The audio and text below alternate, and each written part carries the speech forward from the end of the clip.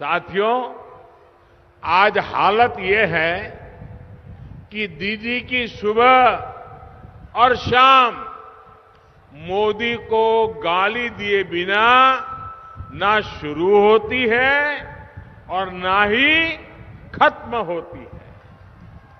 और दीदी क्या क्या बोल रही है, उन्होंने सिर्फ इस चुनाव में कैसे गाली दी है, ये मैं आज बंगाल के लोगों के सामने, देशवासियों के सामने और अपने आप को बुद्धिजीवी मानने वालों के सामने भी दोहराना चाहता हूं। 19 मार्च को दीदी ने कहा कि वो मोदी का चेहरा नहीं देखना चाहती।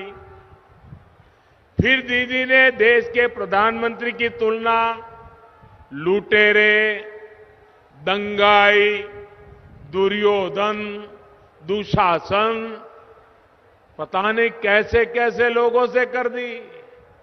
20 मार्च को दीदी ने मुझे श्रमिकों का हत्यारा बताया, दंगा करने वाला बताया।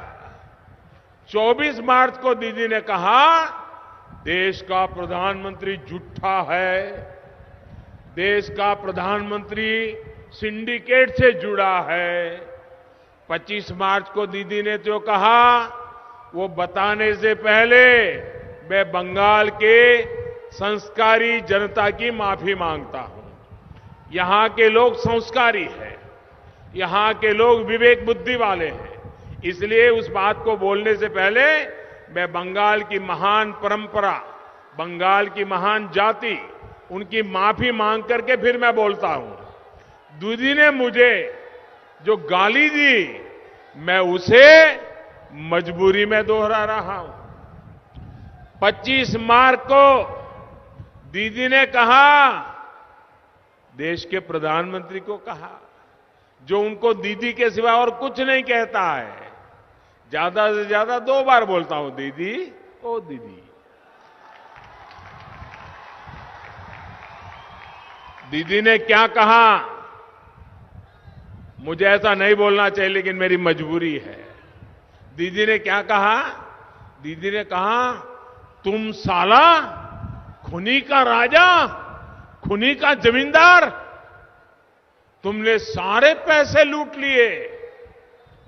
ये भाषा 26 मार्च को दीदी बोली, देश में सिर्फ मोदी की दाढ़ी बढ़ती जा रही है, मोदी के दिमाग के साथ कुछ दिक्कत है, ऐसा लगता है मोदी का कोई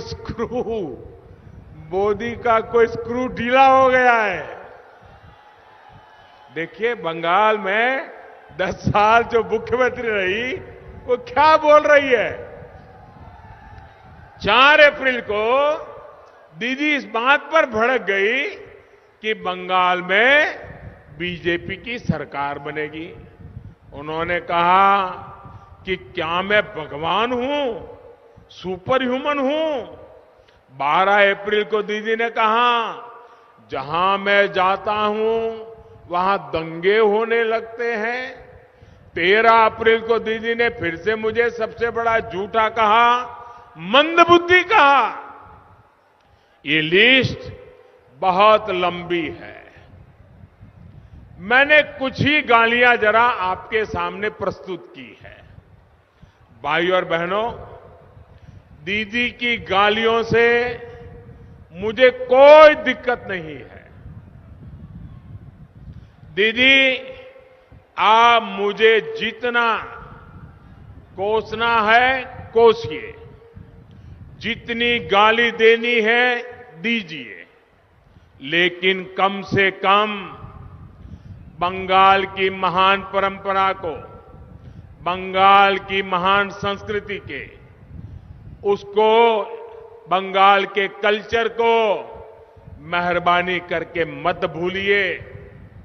देश की जनता बंगाल की समृद्ध विरासत, यहां के लोगों की वाणी, वर्तन उस पर गर्व करती है।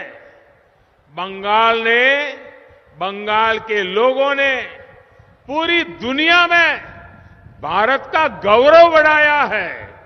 इसलिए दीदी की इन गालियों ने मोदी का अपमान किया हो ऐसा नहीं है।